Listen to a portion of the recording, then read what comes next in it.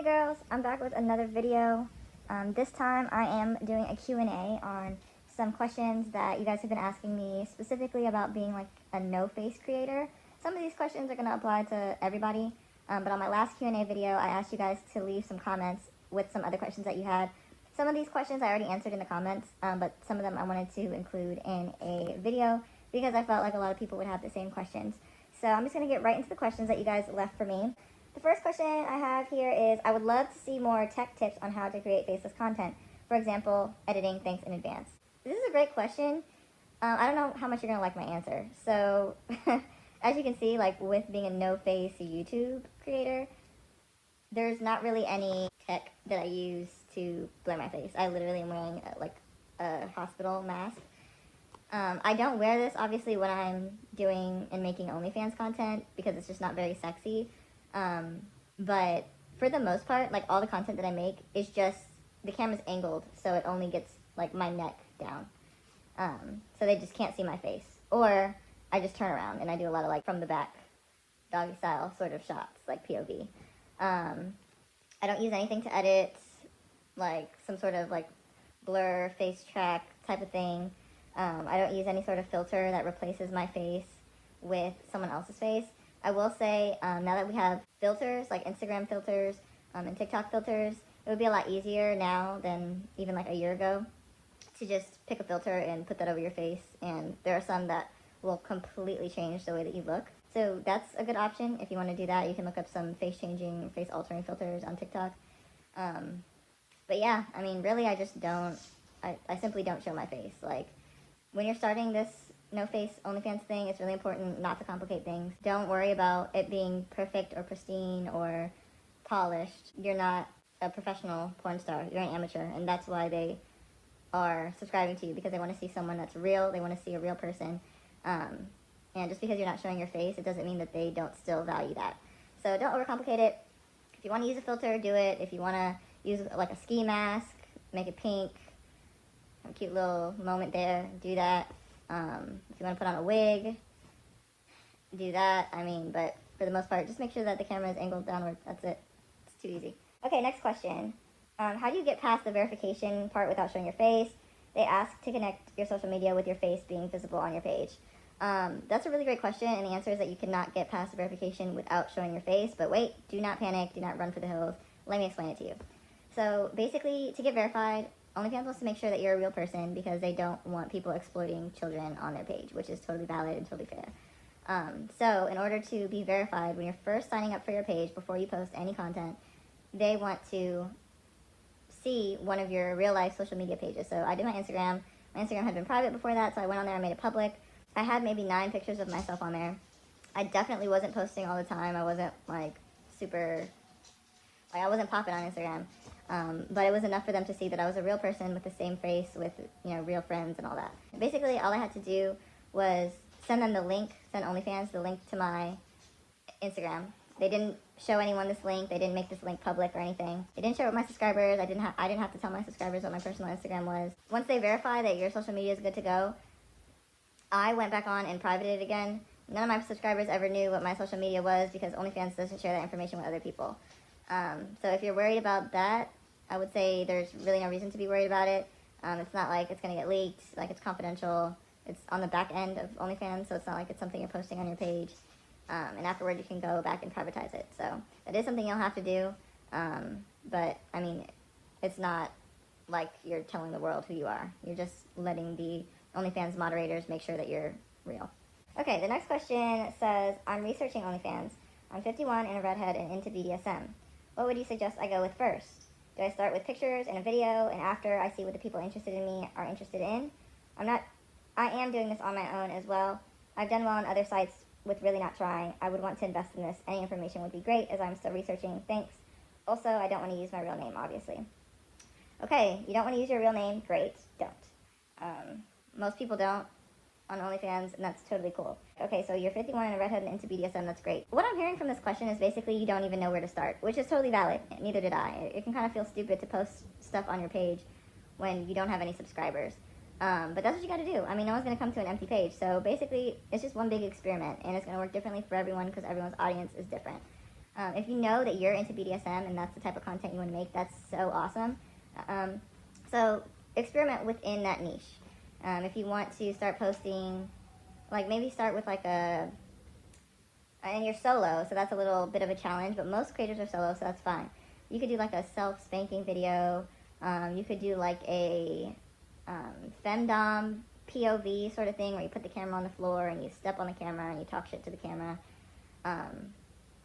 Yeah, I mean, really just start with that. Start with some simple videos, post them on your page, see what kind of feedback you get from your subscribers, and then let your subscribers give you the suggestions. You can post a poll on your page asking what they want to see next and see, what your subscribers vote on.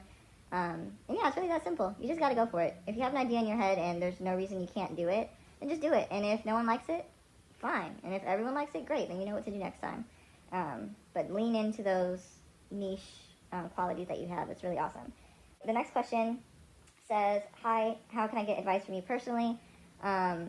You can comment on the videos and I will get back to you when I can. I also do offer like personal consultations. So if you want to do like a phone call with me, I can set that up. I have an email. It's savagecamgirls@gmail.com. So you can email me if you want like a phone call conversation. Otherwise, I also have a Fiverr. So I'll probably link that below and add like consultations to my Fiverr. That way it makes it a little bit easier for people to reach me. Hit me up on my email or check out the link below for my Fiverr and you can get advice from me there. The next question is, do you share how much you make on OnlyFans? I have talked about this in my other videos, actually. I don't know if I want to say that right now.